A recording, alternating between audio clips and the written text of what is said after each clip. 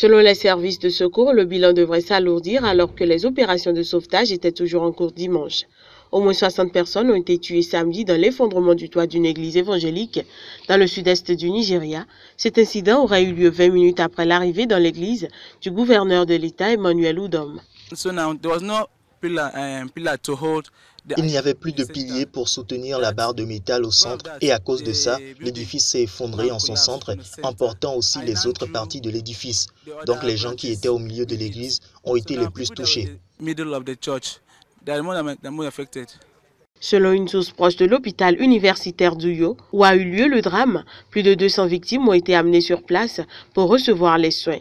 Les 140 en vie souffrant de blessures à des degrés divers. La catastrophe avait été attribuée à des défaillances structurelles de l'édifice qui n'avait pas reçu de permis de construire pour l'ajout d'étages à la structure d'origine, mais le pasteur n'a pour l'instant toujours pas été inquiété et a refusé de coopérer avec la justice. Le gouverneur de l'État, Emmanuel Udom, qui était également sur place et a réchappé à l'accident, a déclaré 2 journées de deuil dans l'État. Il tiendra une cérémonie d'hommage aux victimes dans l'après-midi de ce lundi. Vainqueur de l'élection contre le président sortant John Dramani Mahama avec 53,8% des voix, Akufo-Addo s'est réjoui de la bonne santé démocratique du pays. Au lendemain de sa victoire, l'opposant historique réaffirme sa promesse de redresser la croissance économique.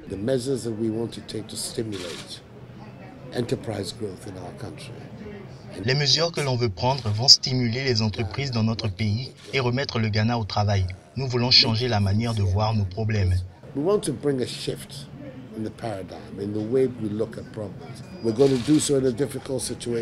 Nous allons faire cela dans une situation difficile. Il y a une dette nationale gigantesque, mais si nous arrivons à mettre en place ces mesures et nous voyons le début d'une croissance économique, c'est aussi la meilleure façon pour nous de gérer le problème de notre dette. Dans son discours vendredi soir, juste après l'annonce de sa victoire, Akufo-Addo, qui sera officiellement au pouvoir le 7 janvier prochain, s'est dit humble et a promis aux Ghanéens de les remettre sur le chemin du progrès et de la prospérité. Dans les rues d'Accra, ses supporters célébraient encore la victoire, 24 heures après l'annonce officielle, confiant que les promesses du président élu ne seront pas qu'électorales.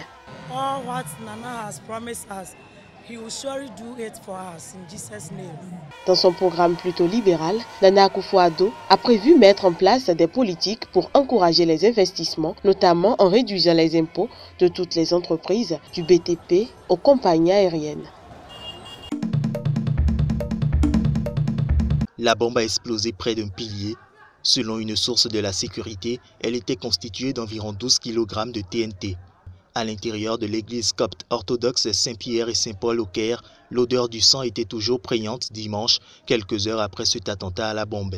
Au moins 25 personnes sont mortes et 31 autres blessées en pleine célébration. L'explosion s'est produite pendant que je m'apprêtais à sortir de l'église. J'étais juste en face de la porte principale.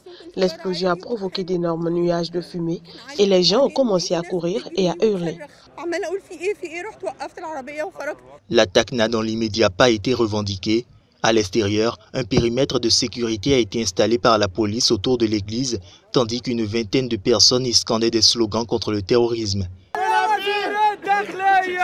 Dites aux cheikhs, dites aux prêtres, le sang des Égyptiens n'est pas bon marché.